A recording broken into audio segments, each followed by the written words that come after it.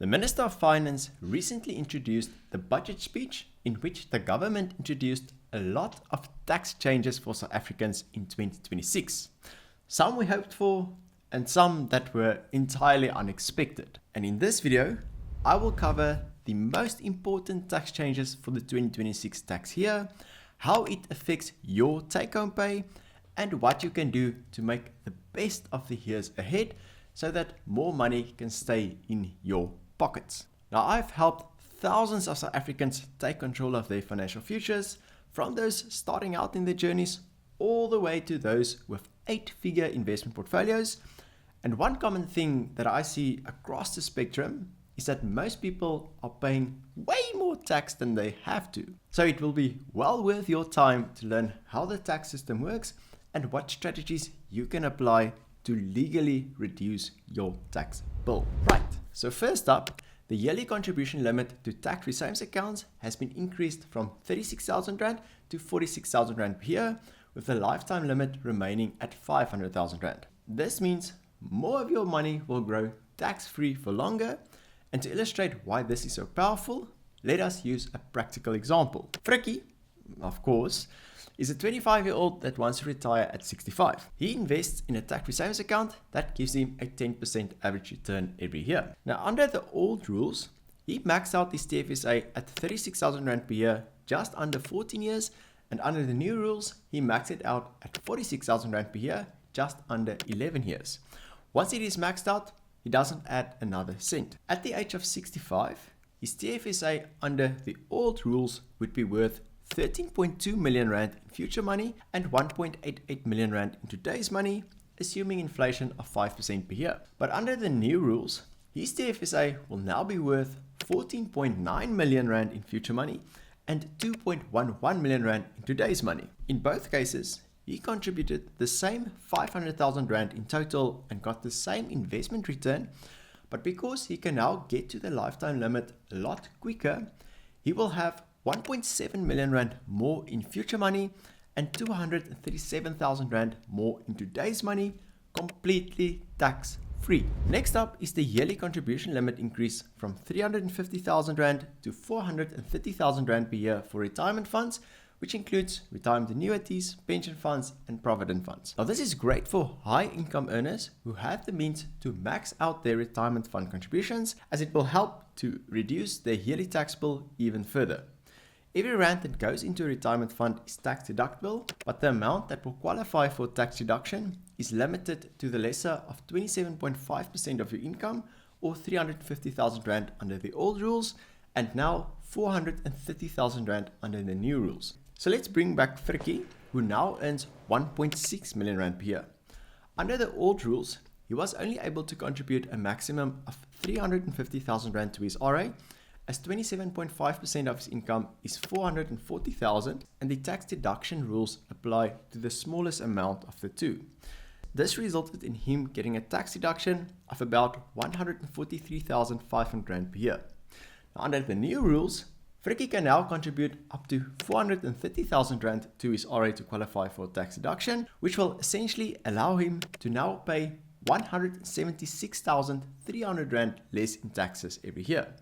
And if he was paying pay-as-you-earn taxes through his employer, this amount will pay out as a Lekker tax refund that he can gooi back into his RA to further compound the tax-free growth and the future tax deductions. Next, we have the capital gains tax exclusion, which has increased from 40,000 Rand to 50,000 Rand per year. Capital gains taxes are payable when you sell things like shares and property for a profit, and is calculated by subtracting the annual capital gains tax exclusion from the profit you made, multiplying that amount by the capital gains tax inclusion rate of 40%, and then multiplying that amount by your marginal tax rate. So for example, if Frikkie, who is in the 41% marginal tax rate, sold off an investment portfolio in equities for a 100,000 Rand profit, he would have paid 9,840 Rand in capital gains taxes under the old rules. But under the new rules, he will now only pay 8,200 Rand, thereby saving him 1,640 Rand. Now, this is not a massive difference, but it still helps. If Frikkie has a large taxable investment portfolio that has grown a lot over time, then he can strategically sell off parts of his investments up to the 50,000 Rand profit mark each tax year in order to benefit from this exclusion, but only if it makes sense as part of his bigger investment strategy. In addition to this, the primary residence capital gains tax exclusion has increased from 2 million Rand to 3 million Rand. Now, this is great news if you own a house in your own name, as previously you had to pay capital gains taxes in addition to all the other types of costs when you sold off your primary residence for a profit of more than 2 million Rand. And if you live in the Lani areas of Cape Town, you'd know how this can easily become a problem, especially if you owned a home for a long time that is appreciated a lot in value. Next, we have the donations tax exemption that increased from 100,000 Rand to 150,000 Rand per tax year. Yes, you can't just give your money away to other people and expect SARS to leave you alone. Unless you give it to your spouse or your children that are financially dependent on you, SARS may club you with a 20% donations tax up to the first 30 million Rand and 25% on anything above that. Now, this might sound like a good problem to have, and it probably is, but the reason why this type of tax exists is to prevent high net worth people from shifting money from their names to others before they pass away in order to avoid estate duty, which is a type of death taxes. So for example, if Oupa Frikkie died with a massive taxable discretionary investment portfolio of 20 million Rand, he would have needed to pay 4 million Rand in estate duty. Knowing this, Frikkie might think that he is smart by donating the full amount to his grandchild, Frikkie, before he passes away in order to avoid this estate duty hit.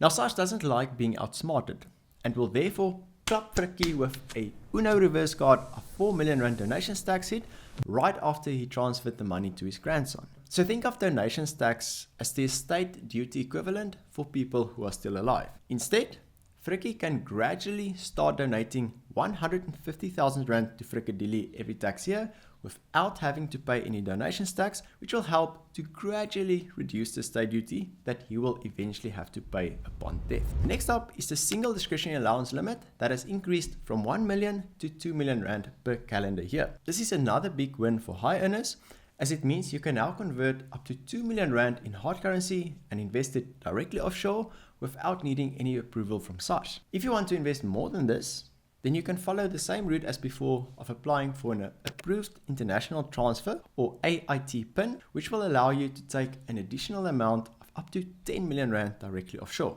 And the one that I am most thankful for is the VAT registration threshold that has increased from 1 million to 2.3 million Rand. This is a massive relief for small business owners, as in the past, you had to start charging 15% VAT on all the taxable goods and services you offer once your business exceeded the 1 million Rand mark in any consecutive 12-month period. Not only does this cut into profit margins, but it also comes with a lot of accounting headaches and costs. You are therefore safe from the VAT net up to 2.3 million Rand in annual taxable revenue, which I think will encourage a lot of entrepreneurial growth in South Africa, which is very important for our country to move forward. And then lastly, as an honorable mention, the income tax tables have finally been adjusted for inflation. Now, this isn't really something the government can boast about, as it only increased by a measly 3.4%, and it hasn't changed for the 2 years prior to that.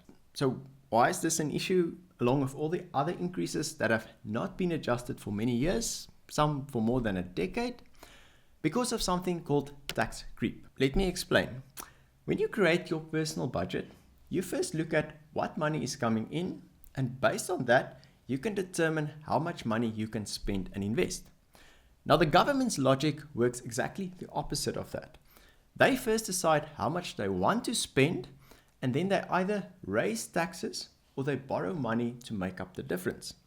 They even give this a fancy name called fiscal policy. Now, South Africans are already heavily taxed from many different directions, and we can learn from the failed attempt of raising VAT in 2025 that the public can and will make an outcry if the government tries to raise taxes even further. So one way to do this without making it obvious is to simply not adjust the income tax tables or the tax exemptions by inflation. Why? Because things get more expensive every year, and you get a raise on your salary to compensate for the increased cost of living. But you get taxed on that salary according to the SARS marginal tax brackets. And if these income tax brackets are not also adjusted for inflation, you silently move up the brackets, resulting in you having to pay more taxes the next year. And if you pay more taxes, you will have less money available to spend and invest. Now, it is one thing to be taxed on your income, but you also get taxed when you spend money, save money, invest money, and even when you die. And if the tax exemptions are not adjusted by inflation as well, this silently squeezes even more of your wealth away over time. You might not see this directly, but you probably feel it in your pocket. You know, feeling like you can't buy the same stuff with your salary that you could a few years ago.